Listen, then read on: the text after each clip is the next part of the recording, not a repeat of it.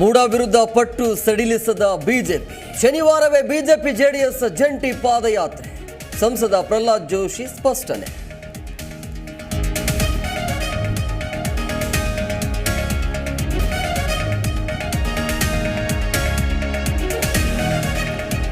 ಮೂಡ ವಿವಾದ, ಸಿಎಂ ಬೆನ್ನಿಗೆ ನಿಂತ ಕ್ಯಾಬಿನೆಟ್. ರಾಜ್ಯಪಾಲರ ಶೋಕಾಸ್ ನೋಟಿಸ್ ವಿರುದ್ಧ ನಿರ್ಣಯ. ಸಿಎಂ ರಕ್ಷಣೆ ಕುತಂತ್ರ ಅಂತ ಅಶೋಕ್ ಕಿಡಿ.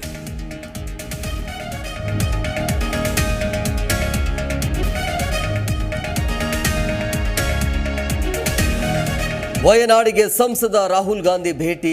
ಮೆಪ್ಪಾಡಿ ಹಾಸ್ಪಿಟಲ್ ಅಲ್ಲಿ ಸಂತ್ರಸ್ತರ ಜೊತೆ ಮಾತುಕತೆ. ಸಹೋದರನಿಗೆ ಸಾಥ್ ನೀಡಿದ Priyanka Gandhi. Thanks for watching ಸಂಪೂರ್ಣ ವಾರ್ತೆ. ನೀವು ಸಂಪೂರ್ಣ ವಾರ್ತೆಯನ್ನು ಯೂಟ್ಯೂಬಲ್ಲಿ ಸಬ್ಸ್ಕ್ರೈಬ್ ಮಾಡ್ಕೊಂಡಿಲ್ಲ ಅಂದರೆ ಸಬ್ಸ್ಕ್ರೈಬ್ ಮಾಡ್ಕೊರಿ, ಫೇಸ್ಬುಕ್ಕಲ್ಲಿ ಫಾಲೋ ಮಾಡಿಲ್ಲ ಅಂದರೆ ಫಾಲೋ ಮಾಡ್ಕೊರಿ.